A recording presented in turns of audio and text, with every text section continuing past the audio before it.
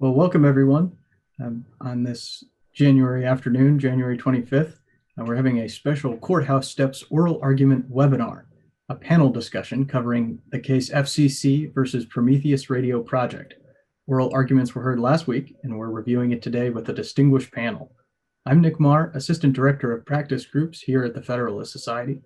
As always, please note that expressions of opinion on today's call are those of our experts.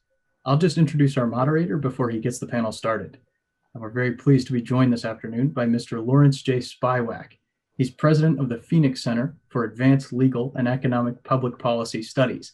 He's also an executive committee member of our Telecommunications and Electronic Media Practice Group, the sponsor of this panel today. And so Larry, without further ado, the floor is yours. Thank you very much, Nick, and welcome everybody to our panel today, Courthouse Steps, FCC versus Prometheus Radio. We had our arguments were one day before the inauguration last week, and this is an absolutely fascinating case. So before I get started, let me introduce our excellent panelists, who I've had the privilege of knowing for a long time. We have first starting with Jane Mago, who is a former general counsel of the FCC. We have Chris Wright, another former general counsel of the FCC. Mike O'Reilly, who was a former commissioner of the FCC. And I was just a mere staffer, so I never got up to the, but yet here you all are. So I guess that says something. So I'm really excited. We have an excellent panel. And the case is Prometheus Radio, which deals with the FCC's efforts to reform its media ownership rules, which, believe it or not, has been going on for about 17 years. And the Supreme Court finally took cert this year. And so this case represents a lot of things to a lot of different people. My own view is I think that this is probably one of the biggest ad law cases that's come up in front of the court in the last couple of years. But again, we'll get to that in a minute. So let's start with, just as a good place to start, the beginning and some background so we can get into talking about the case. At bottom, the case involves the proper interpretation of Section 202H of the Telecommunications Act of 1996. So at bottom, the Congress required the FCC shall review its rules. Used to be biannually, they changed it to every 4 years under this regulatory form. And here's the operative, what's at dispute. Quote, and shall determine whether any of such rules are necessary in the public interest as the result of competition. Next sentence, the commission shall repeal or modify any regulation it determines to be no longer in the public interest. So that's what the case is about. So I guess as background, although we can't cite it in court, but I always love Mike because, as you like to say, he was there. So while it's not in the congressional record, at least we know that he was in the room. So just before we get into the details of the case, Mike, as you were a staffer way back in the day, what was going through people's heads when they were trying to come up with this set of rules? Well, thanks, Larry, and thanks for having me. I think you are right it does date me as many 25 years ago. It started my professional career to get to this point. But so think back 25 years ago, and it's really 1995, not 1996, because it was signed in February as we come upon the anniversary. But it's really 1995, and it was right after the 94 election where the whole Congress changes over. And Republicans storm in and with a number of seats, the biggest change in decades, and with a different regulatory mindset, a different philosophy for how statutory construction is going to go, and different philosophy on landing spots for different policies. And so you work through 95 and you get towards the end. The biggest issue in the 96 Act is telephone. It is, how do you deal with the old Bell monopoly and the breakup of AT&T, the previous AT&T, the pre-existing AT&T, and how do you deal with local and long distance and letting it different providers into different markets? And that is the biggest piece by far. It is the engine driving the train. There are other pieces that go with that. Media ownership is one. There's a couple others that along those lines. And media ownership becomes, it's funny to say, the staffers and the members actually solve the telephone issues and get to the point where like everyone's looking around going, okay, we're done, right? No. Media ownership becomes the last sticking point from a good portion of Republican members who really want to see changes and believe that the text at the time doesn't reflect their views. The changes that are in the statute in the rest of 202 don't reflect where they want to go. And so they craft and they work, and my old boss helped finagle this and work through this language that basically is punting it to the FCC with an aggressive action, like you mentioned, 2 years to resolve these issues. And if you talk to anyone who was in the room elsewise, former Commissioner Furchtgott Roth would say, I can never believe that we're at this point and really the rules have not changed at all. No one who was in the room would have believed that's the case. We thought that most people had thought at the time that the rules would go out in whether it was 2 years or 4 years to be done. It didn't work out that way for lots of different reasons. I'm sure Jane can provide some light to that. But it's important, even though the courts don't really care about legislative history, and there's not a lot of legislative text in the conference report, which I helped write. But to be fairness, it's important to put it in context that was the mindset. And so when people say, oh, it could go either way, you could actually tighten the rules. That was never in the debate. That was never part of the conversations about tightening the rules. It was really just a matter of how soon would the rules go away and what would be the form of that and what would it look like at the end of the day. And to be where we are now would be incomprehensible to those members who were in the room at the time. Okay.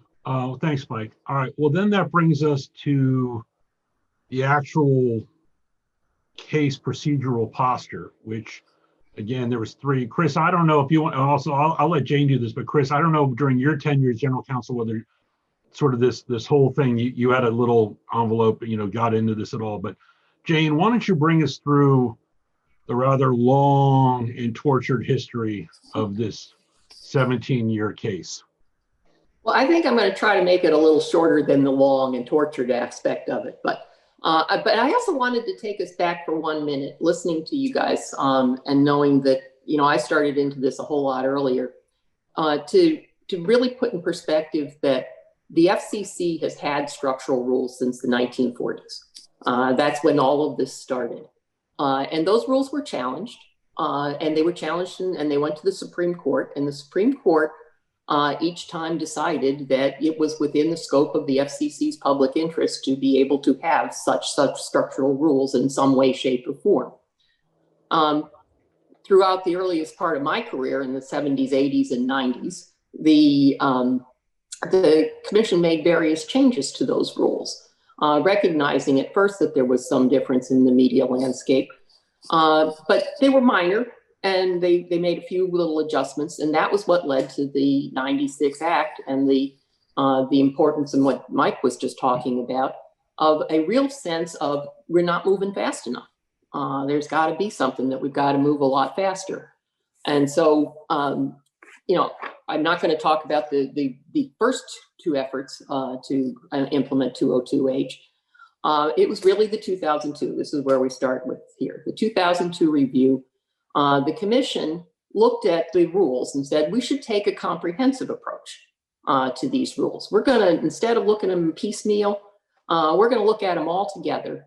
And we're going to devise an empirical test for the media ownership rules to decide when they could apply in a particular market.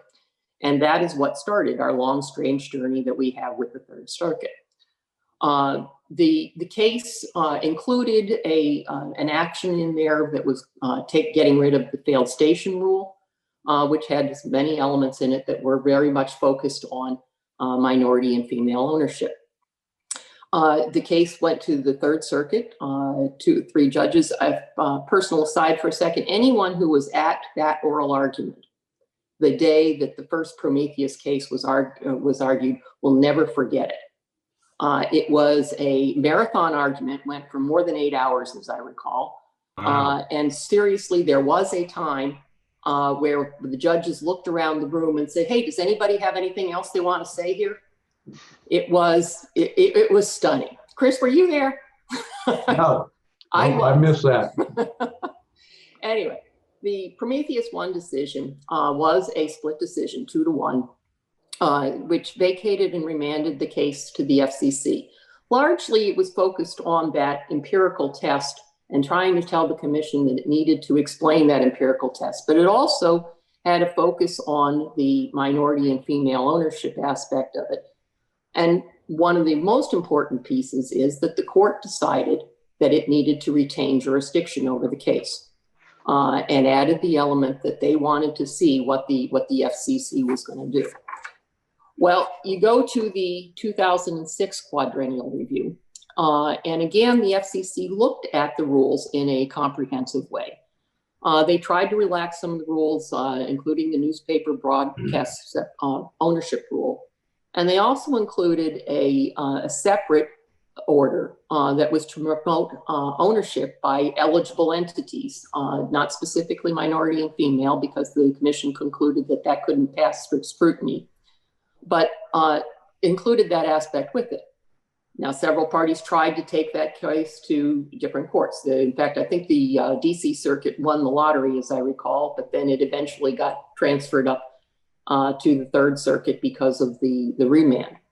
So once again, the commission was before the same panel, 2-1 decision again, remanded all of the case to the FCC, focused on minority and female ownership aspect of the eligible entity order, and required an explanation from the commission, again, as to how the changes in the rules would increase minority ownership.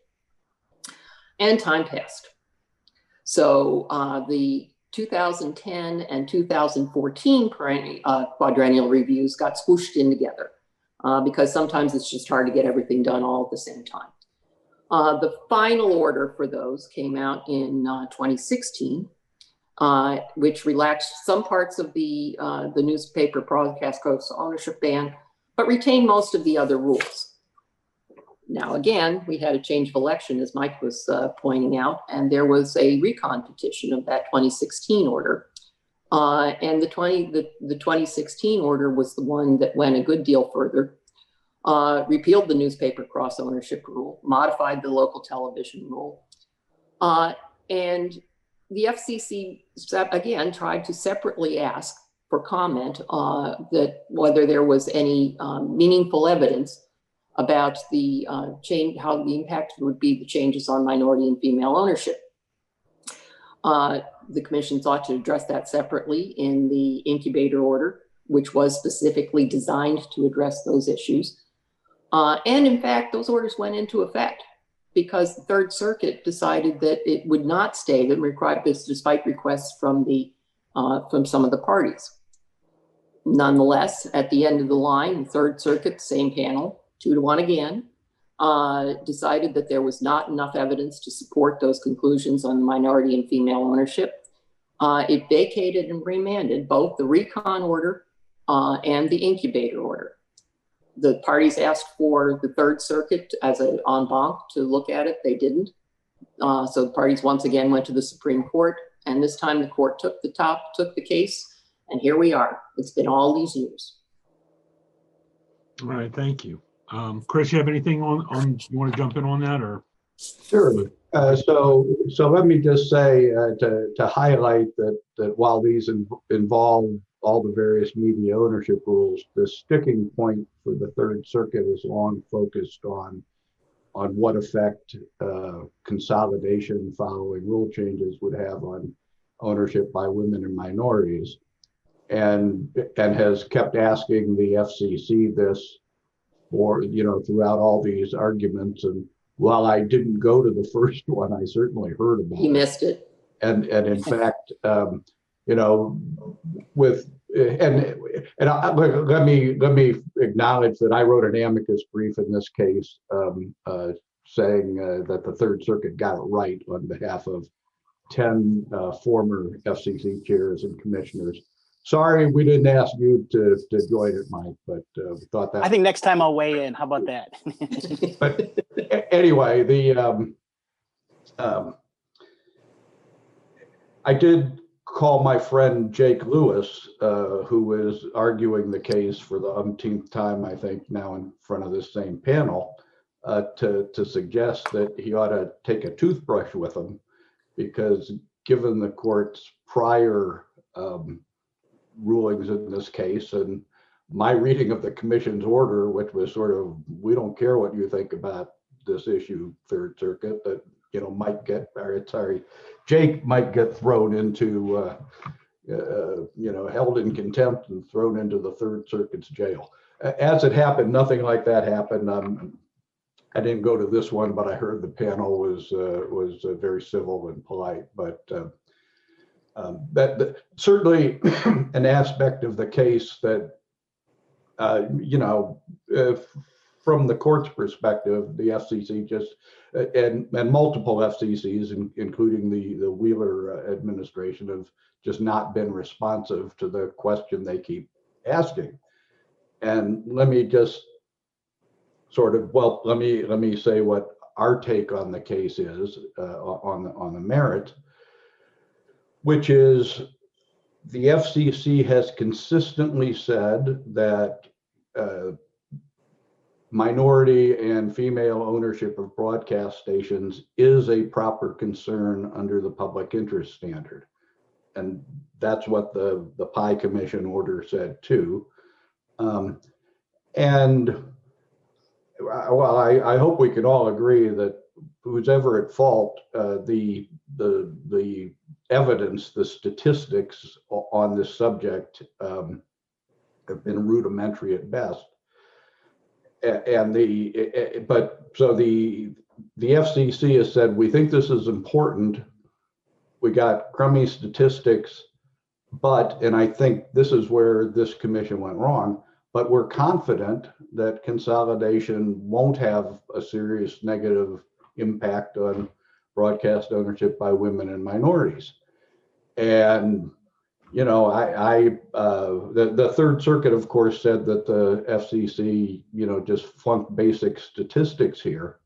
So I think that's right. And in my view, this ought not be an important administrative law decision, although of course the Supreme Court can decide to make it one depending on what it says, but that it's simply a failure of reasoned decision making.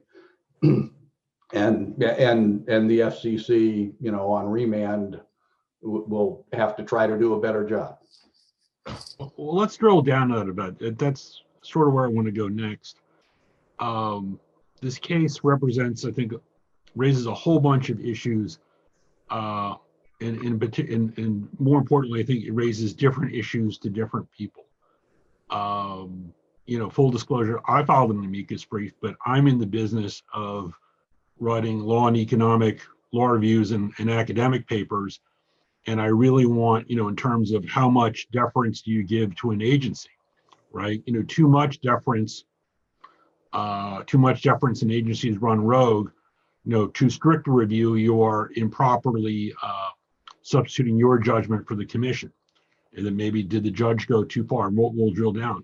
Other people, a lot of the briefs were very emotional, and there was sort of a factual thing about the effect on women minority, the impact. How does one define the public interest? So when I want to drill down, one of the justices had sort of, I think, as I was listening to the oral argument, summed it up that the appellants took a statutory approach on how to interpret 202H. In other words, the context of what the public interest means in that particular clause versus the respondents did what Chris did a little bit and focused on just the arbitrary and capricious review of the agency's decision making. But as with everything else in a legal case, sometimes it's not that clean. So let me ask you this question. First off, what do we think the legal question is here? It could be broad, it could be narrow, but Jane, what do you think the court, and then I'll get to more specifics, but just if you're sitting there, what is the question on review? Because I know the NAB's question on review was different from the Justice Department's question review, which is different from what I wrote was the question review. I'm still trying to dig down to why did the court take this case? And what is, like you said, it could be a narrow ruling, it could be broad, I don't know. But what do you think, Jane? Let me ask you, what is the question on review? I think that the question on review is the scope of the Third Circuit's decision. I agree with you, Larry, that I think this is an important administrative law case that deals with what is the scope of what a court can do in reviewing an agency's decision. Here, one of the things that I mentioned when I was talking a little bit was the aspect of this case was how the commission was continuing to take a comprehensive review and looking at all the rules at the same time. I think that what kind of got mushed and lost in the course of this is that not every rule has the same impact on whatever concerns everyone has. And I think this was emphasized sometimes in the argument before the court, like when they were focused specifically on the newspaper cross-ownership rule. I don't think anyone has ever felt that taking away the newspaper cross-ownership rule was going to have a significant impact on minority and female ownership. Whether that's part of the public interest standard that has to be applied to that case then becomes the real issue. And when you mix it all together, I think you cause great confusion, and I'm hoping that that's what gets sorted out here. Okay, Chris? Well, let me, I don't know if I'm digressing or not here, but I noticed at the oral argument, all of the kind of practical arguments supporting the rule changes focused on the newspaper broadcast cross-ownership rule, and I certainly understand them. I have yet to hear some plausible argument for why, letting Sinclair buy all the radio stations in a market is going to be good for anybody. And I think the justices, and certainly Justices Breyer and Kavanaugh, understood that that was almost certainly going to have an adverse effect on women and minority ownership. The last consolidation had such an effect. And sort of in that situation, you either have to say you don't care about ownership by women and minorities, or you have to do a better job of explaining why consolidation there with respect to, say, the local, the other rules other than the newspaper broadcast rule aren't going to have an adverse effect. All right, well, let's drill down for a second, because again, this case has so many layers. Let's first talk about, and this is why I think this case is important, because it plugs in, we're now talking about the infamous, public interest mandate.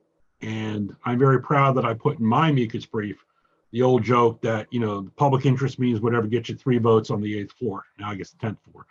But, one of my pet peeves, and this is something I've decided with a junior associate, there's actually a lot of law on the public interest. I think the commission has been derelict over the last 25 years in ignoring that law, but there is law. It is not a concept. And, in this particular case, it is it's not a statutory factor. It is, you consider it along with public interest factor. I mean, it doesn't delineate what it is.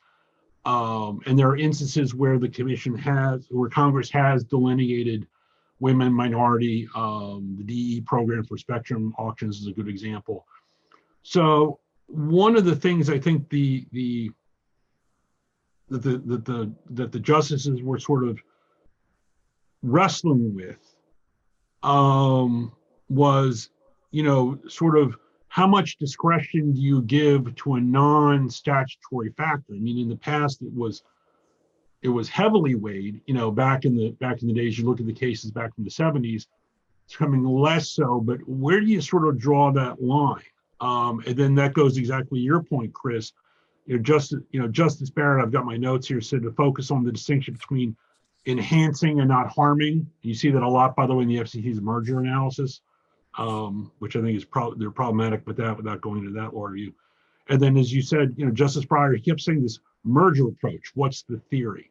So let's start with sort of the bounds of the public interest mandate. We go to you, Jane. How do you think the court's going to sort of look at that, the discretion on a non-statutory factor than the evolution? It seemed there was almost like a bit of a Fox television aspect to it, where, you you had put all this weight over in the past, but now you're departing from that policy. They didn't say so explicitly, but it seemed to be a lot of, one could infer that. So let's tackle that first. I think that's an important question. Sure, I think there's very much a Fox aspect here that sort of, we spent a fair amount of our amicus brief on behalf of the former commissioners and chairs countering the NAB's argument, which was that the interest in women and minorities is sort of the creation of the Third Circuit in this case, which just couldn't be more wrong. And so, we even had Newt Minow on our brief from the 60s, up through a whole lot of other chairs and commissioners to say that. And of course, Congress in 1993, in giving the FCC auction authority, had specifically required the commission to take into account ownership by, how using auctions was going to affect ownership by women and minorities.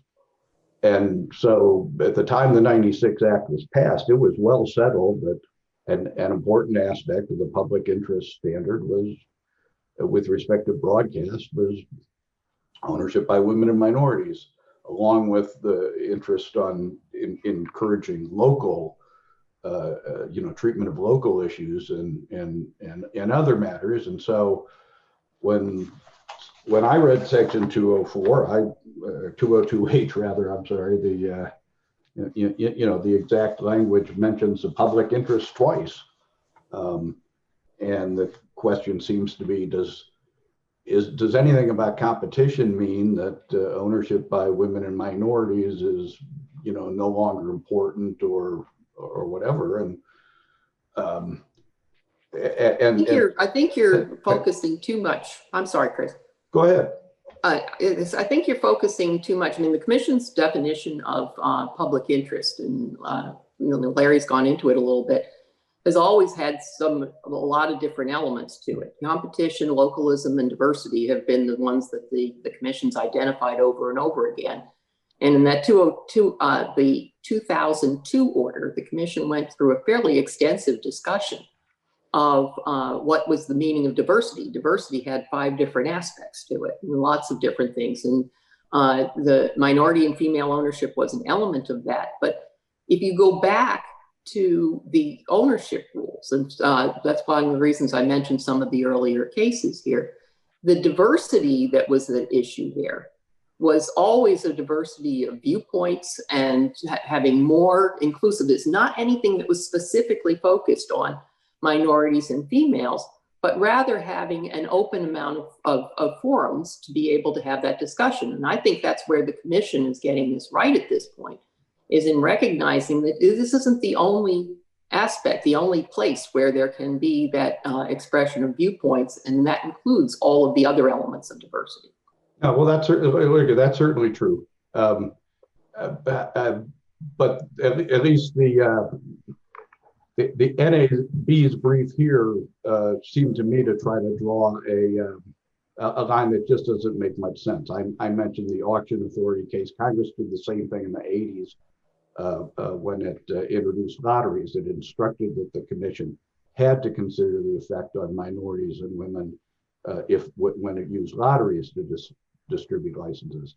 So NAB would have us believe here that sort of it's very important to examine the effect on minorities and women when you're distributing licenses, but we don't care whether minorities and women keep the licenses if consolidation makes their participation in a particular marketplace untenable. Yeah, I don't think that's what. Go ahead.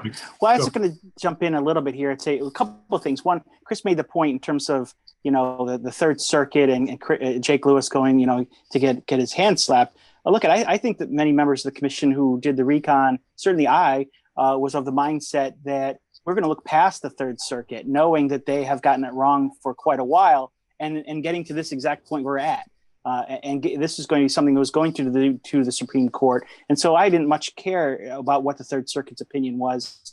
and was moved past that point. But in terms of the public interest that Larry raises, there were great, in my time working on the committee, there were a great number of members who wanted to define the public interest and put it in statute what it could be, because they found the commission, in the 90s to abuse what the public interest is. And one thing that I have another point here before I get to Larry's bigger point, but it's been mentioned, women and minorities. After Adirondack, that the commission has changed its viewpoint. It's not women and minority, it is small entities. And if you look at this in the auction authority or you look elsewhere, it's no longer that. When the Third Circuit is searching for the commission to do its own studies on women and minorities, it has no grounds in my basis to statutory grounds to require such a thing. So to tie those things together and say this is what the commission has always done, or I think that got exposed in the Supreme Court oral arguments, and that's why I think Larry points out which is the approach, what is the legal issue. I think the NEB's point was its statutory construction. I think Helgi Walker did a really good job of, I didn't think her tone really worked to the members that she was speaking to in her questions, but I think it worked for the other members. And that's what I think was really helpful in drilling down to exactly what was at issue was critical for the members that, trying to figure out how do I win the right votes to get to my end goal. So I keep going back, again, having written more law reviews on the definition of public interest than I care to shake a stick at. It's just been my personal pet peeve over my career. I keep going back to the Supreme Court case called NAACP versus Federal Power Commission, where the court basically said, the public interest is not you can't solve the world's problems with the public interest. There are constraints. You have to look at the statute. And what's actually, I've made this in my argument brief. And if you look at how one defines a public interest, the purpose, going back to, I think it's section 1 of the act, it's really, the emphasis is on deployment of facilities. Ownership was sort of irrelevant, which is why, again, we've sort of talked about it. But I mean, if you want to go back to the statute, but again, how much that public interest, again, from the 20,000 foot level, can the public interest be used to solve the world's problems or not? I think is really one of how the precedent comes out of this case. And the answer is, I don't know. And again, we don't know how the court's going to do it, but I think that's a really interesting point. I think going to Jane's point, again, if one takes the statutory argument, that's why I read the statute. It's the public interest in the context of that 202, because it says necessary in the public interest as a result of competition. So it should be interesting. Now, whether or not, again, we don't know how the justice is going to do. All right. So let's then move on to the second, I think, really big question, which Chris alluded to earlier, and that is the sufficiency of evidence. The FCC made a statistical analysis based on what data it had, but the Third Circuit, one of the things that they said was, we're not going to let the media reform rules, media deregulation go into effect until you produce a new study that meets with my satisfaction. I mean, I think that's an important legal point. So this is something, and also all three of you, because you've all served at the commission, high-ranking levels. I mean, one of the problems with comments is, the way it works is garbage in, garbage out. And I think in this case, Justice Gorsuch made the direct point going, the FCC asked for data and nobody put anything in the record. So what do we do? I mean, that's a really, think about all the big rulemakings and adjudications going forward where, what is the standard of the duty of administrative agency to go out, solicit new data, not to do it? I mean, I think that's a really big argument. And then that gets you into the problem or lack thereof of the validity of predictive judgment. So, Mike, let's start with you about, what it's like. You've got to make a decision based on the record. Well, what it'd be like just as a policymaker sitting there going, oh, this record stinks. And Lord knows we've seen plenty of records stink at the FCC. Look at it. There's two things. It's not just it's statutory construction, and it is the record. They're buying the decisions. Certainly from when I sat in those seats, in that seat. But to your point, how do you balance these issues when you have a very empty record? I don't know how many times I begged outside parties on cost benefit analysis or full, except for net neutrality, and we're not going to go into that today, obviously. The record is paltry in so many different issues. And you could, there's only so many times you can ask people, whatever your views are, weigh in here. I don't even care what they are, but I need a fuller record to be able to either agree with or disagree with or analyze to be able to make a better sound decision. And you see that in a number of items where it comes back and the staff and the draft will say no comments were filed on these exposed issues. And you have to then make a decision based on, statutory construction and where you think the best interest lies in where decisions to go. It's not an easy case to make. You beg people to do so, and when they don't deliver, what to do? And that's why it gets to the point of the court mandating an effect that the commission come forward with its own studies. I think is far beyond what the statute requires and what their authority should have been. Chris? So I would point out here that this is a situation where, of course, the broadcasters have the information, and they're certainly the logical ones to come forward with something. And the only sort of the most relevant evidence, I think everybody agreed, was sort of what happened after the consolidation about 20 years ago. And we know that the numbers went down in the short run and recovered in the longer run, and that. That seems like what's most likely to happen again. If there's further consolidation, the numbers will go down, at least in the short run. Maybe they'll recover, but it's hard for anybody other than the broadcasters to sort of explain why that would happen. Or, they have the data. The FCC collects this data on these Form 343s or something. And I looked at that, and boy, that does look like a hard form to make sense of. Anyway, I digress. But I think in this situation, if there was a good reason to think that further consolidation wouldn't reduce the numbers of broadcast stations owned by women and minorities, the people seeking consolidation should have the burden to make that case. But isn't the data? I'm not sure what data. No, go ahead. I'm not sure what data you're thinking broadcasters have, Chris. But to the extent that what you're trying to do is I think what you just said highlights again that you're focusing on one aspect. When you try to look at the broad public interest, you have to look at all of the elements and what is there. And the broadcaster's argument has consistently been that there needs to be some consolidation in order to retain economic viability of the broadcast industry in the course against all of the other things that are changing in the marketplace around us. And that includes entries by new entrants. I mean, and that's why I think the Commission's incubator program in particular was one that made far more sense than trying to retain structural rules until somebody can prove that there's not going to be an impact on minority and female ownership, short-term, long-term.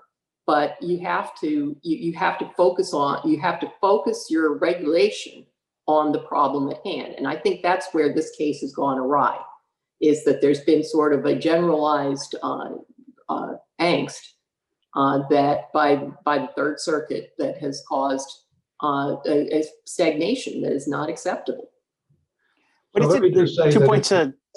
Go ahead, Mike. Well, I was just going to say there's two things I think you have to take into account is that, we talk about the data from previous consolidation. Well, this item, the recon basically didn't deal with radio. So a lot of, saying that should be part of the analysis is in the data from 96 Act and the resulting caps that were put in there. It's hard to match here. And I'd say Congress spoke to this and said, here's the standard we want you to use.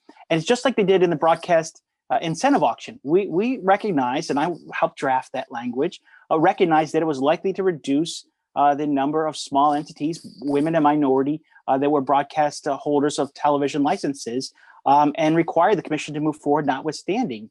And so the policy has been articulated. Whether people like it or not is a different story. Well, let me ask you this. It actually brings me to my second question in this particular topic. I mean, again, going back to the legal issue at hand, we're talking about the validity essentially of of predictive judgments. I mean, that comes up a lot. It came up, and very often, sometimes, it's a generalist court. I can say this because I work with economists, and people go, "You must be an economist." I said, "No, I don't do math." And I know that any lawyer, they see math in front of them, they just freak out, and I got it, right? But you do have this issue here of the validity of a predictive judgment.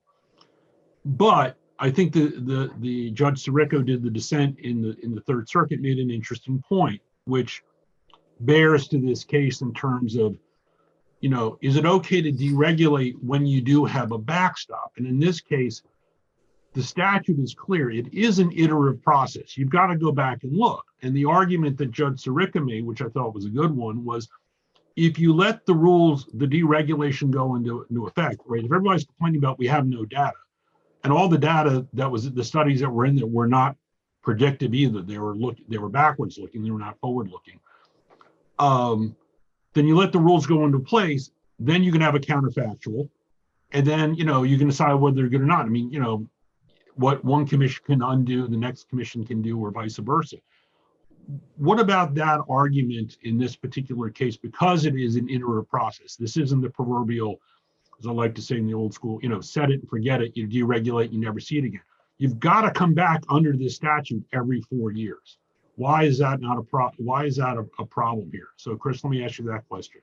Well, let me start with more generally on predictive judgments, because I'm sure a Federalist Society group,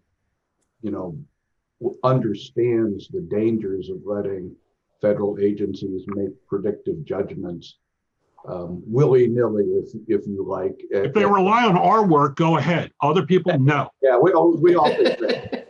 And it's a bipartisan failing. I don't, it's sort of. Right. What would we like to do? Let's make a predictive judgment of the world. But that's part of the function of the problem. Exactly. If we do that, but there's a need for courts to rein that in. Mm-hmm. And again, if what the commission had actually said was, we don't really care about the effect of consolidation on ownership by women and minorities. We think that the effect, the health of the radio industry is going to outweigh that. We'd have a very different case. They might or might not be right about that, but it would be a different case from this one, where they made a predictive judgment that consolidation isn't going to harm ownership by women and minorities. And I don't think that passes a straight face test, and courts ought to rein them in. All right, well, Jane, again, going back to the iterative process, this isn't the net neutrality, which may or may not come. This is by statute. You must come back and look at the rules in the market every 4 years. How would you respond to Chris's argument on that? Well, I think it's true. The commission does have to come back and look at it every 4 years, and they need to make some sort of changes. If you just stick in the same world over and over again without having, and then expect to have more evidence, you're not going to find it. But I think the concept of the predictive judgment here is that the commission has to do the best that it can. And I disagree with Chris's characterization of what happened in this order. I think what the commission said, look, we don't think that this is going to cause a massive problem. We think that based on the evidence that we've got, this is the best we're going to do. And we need to move forward. And that's the iterative process. That's how you do it. And if you have a problem in a few years, then you look at it again. All right, well, let me move on here real quick, because we're running short of time. So I have two big things to talk about. My next topic is what I would describe as the primacy of the Third Circuit. We kind of talked about this at the very beginning. Yeah. And I was actually surprised, Jane, even though you sort of gave the procedural history of the case, that many justices were confused, as am I, why this is still sitting here at the Third Circuit for 17 years. In fact, I forgot which justice it was, but they used the phrase they're concerned with both, quote, both the duration and the scope of the Third Circuit review. And so I think, though, if you sort of pare that down to the ad law question, under State Farm, agencies are supposed to be accorded, they got to show their whys and wherefores, but they're also supposed to be accorded great deference. And where the line is, and again, I'm not sure where the line is, and this is going to be interesting whether the court gets into it here, is, did this court improperly substitute its judgment for that of the commission? I mean, that's really sort of one of the issues here. And then what's interesting to me is sort of the precedential value of this whole thing. Because if you look at my brief as I was doing this, I found a law review from Justice Breyer, then Judge Breyer, when he was back on the First Circuit. Mikey, you're being photobombed by your adorable daughter. It's okay. That's perfectly acceptable. Where she had to get her mini, she had to get her Minnie Mouse. Okay.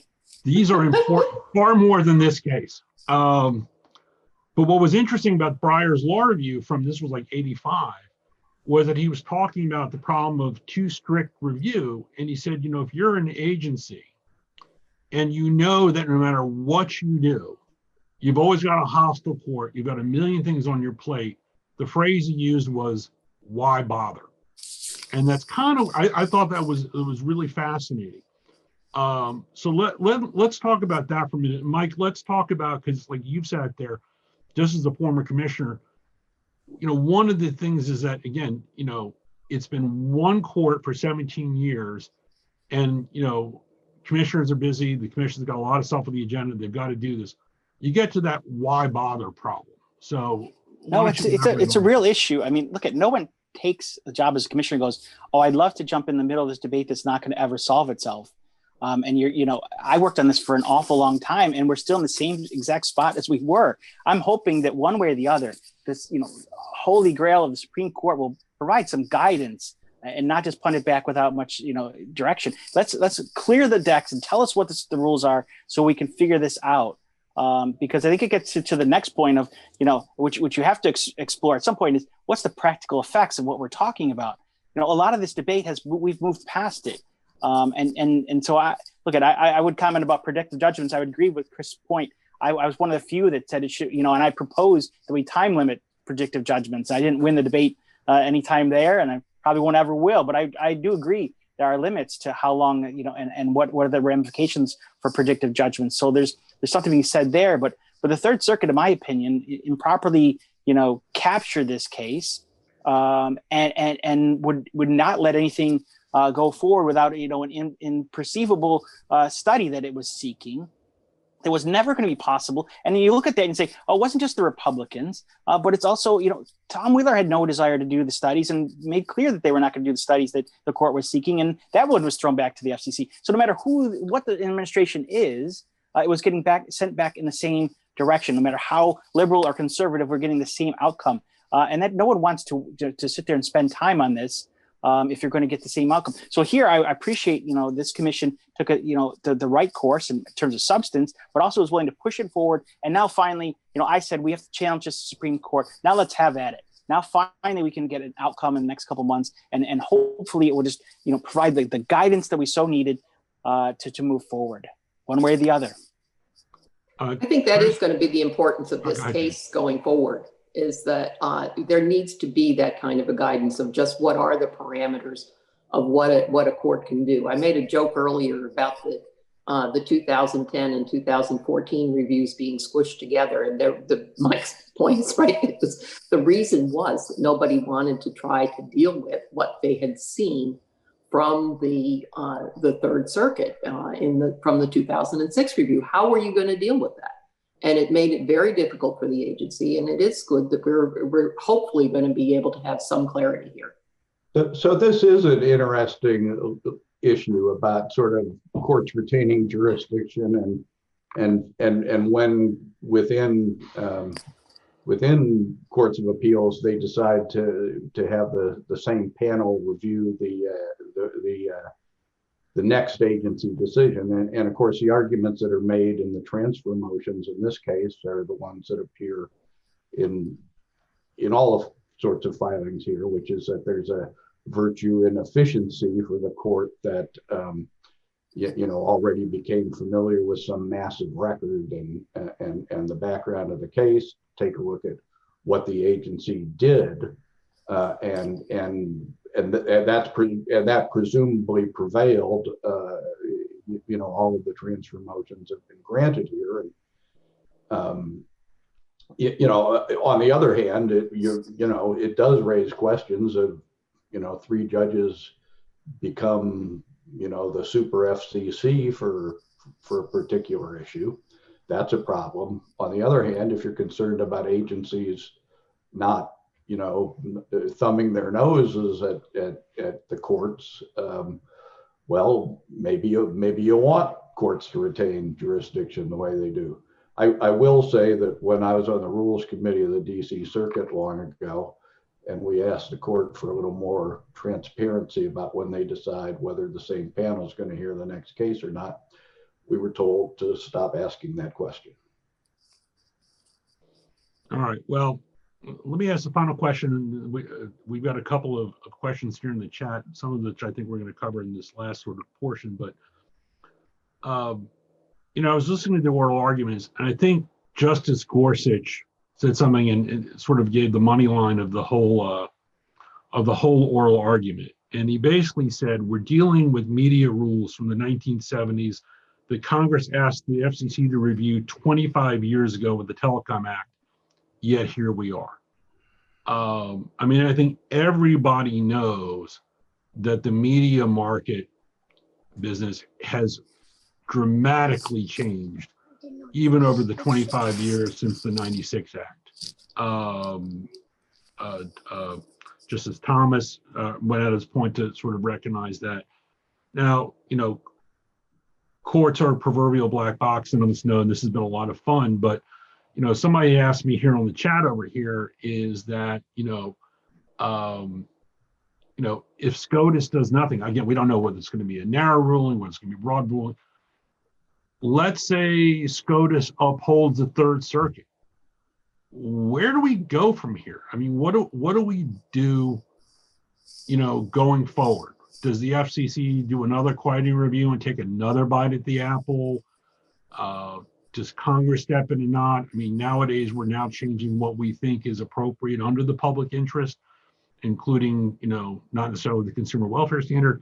What do we do?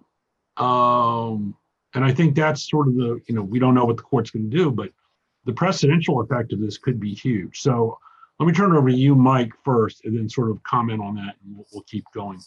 Look, and I hope the Supreme Court doesn't affirm the Third Circuit opinion. If it does, I think we're in for more morass, and it's probably a 10-year process that will keep going down this road. No, the next commission, I suspect, doesn't have any desire to address these issues, and if they do, they'll do it very narrowly. And if they lose, they'll be fine with losing, because they don't.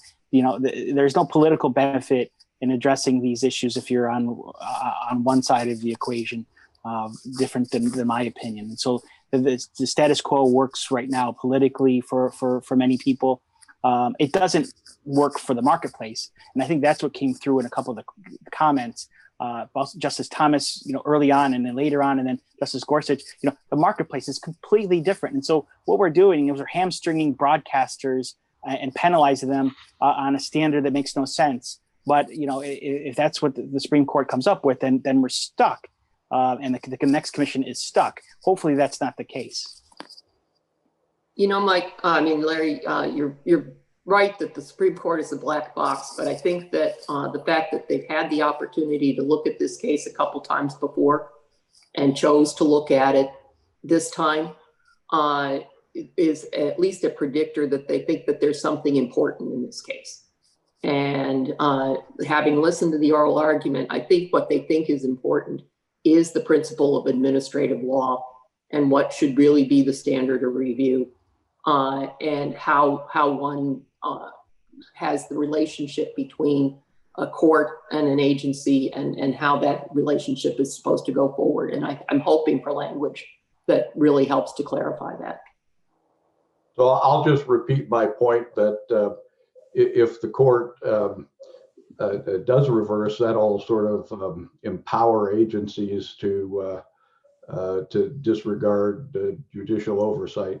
But let me couple that with, I've been meaning to say thank you for Mike for his service to the country in defending the proper interpretation of Section 230, which was really a great thing to do.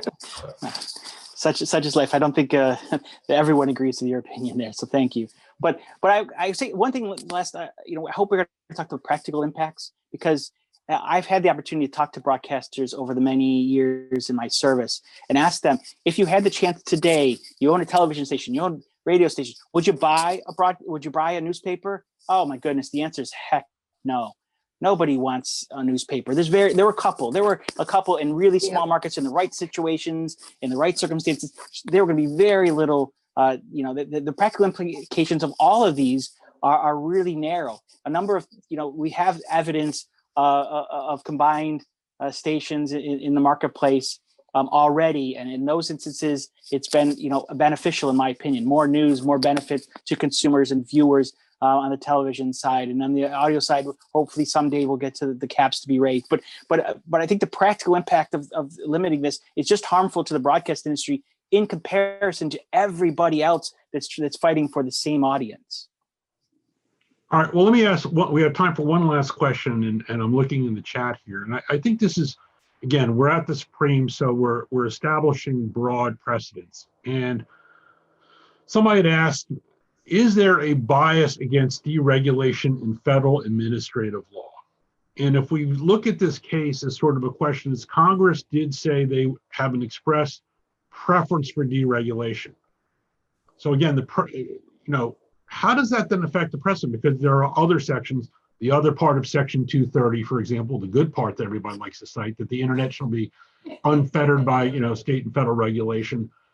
There clearly is, until they change the law, a congressional preference for deregulation in the Communications Act. The agency very often has done that kicking and screaming, and sometimes it hasn't done it at all. And that's a really interesting point. I mean, do you think it's possible that the court might go, here, Congress said go do this, why aren't you doing that? Or if they don't, I mean, is that going to help clarify that problem? Because that is certainly a precedent that I could see that would affect a wide range of administrative of ad law, just agencies across the board. So, Chris? Well, I don't think there should be. I think deregulation and regulation should be treated the same. An agency's decision should be judged by the same standards, whether it's doing one or the other. And I would just note that, Congress in '96 actually changed some of the media ownership rules. And of course, it could have done more, and it could do more at any time. Jane? They did change some of the media ownership rules. In fact, it eliminated the national radio cap, which was a pretty significant event. But I think that you do have to focus on the language of this statute. You can't just ignore the specific direction that's here, and whether the court tells the agency that it's got to look at it that way, I'm not sure. But I think that you do have to give meaning to all of the words in the statute, and that's what I think this is going to turn on in the end.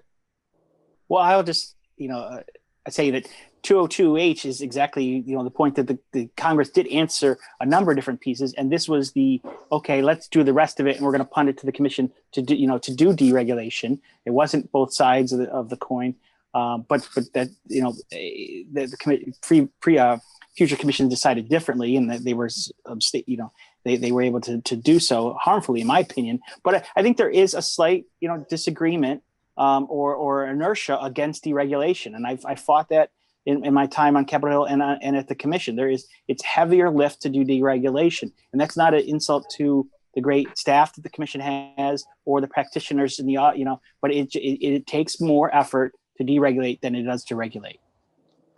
All right. Well, listen, as I see Nick's face popping up, that means we're out of time. So I'd like to thank our excellent panelists, Jane Mago, Chris Wright, Mike O'Reilly. I'm Larry Spivak. Thank you again for a really excellent discussion. Maybe we'll do this again when the court actually issues an opinion, and I'll throw it over to Nick here. So, Nick. Thanks, Larry, and thank you all very much. Yep, I'm just popping back in to close down. Thank you to our panelists for calling in, for participating in this great panel, especially to Larry for moderating, organizing this, throwing in some questions beforehand. Of course, to our audience for calling in and your great questions. Thanks for sending those in. As always, be checking your email and our website for announcements about upcoming teleforum calls and virtual panels like this. But until the next one, we are adjourned. Thank you all for joining us. Thanks, guys. Thanks, everybody.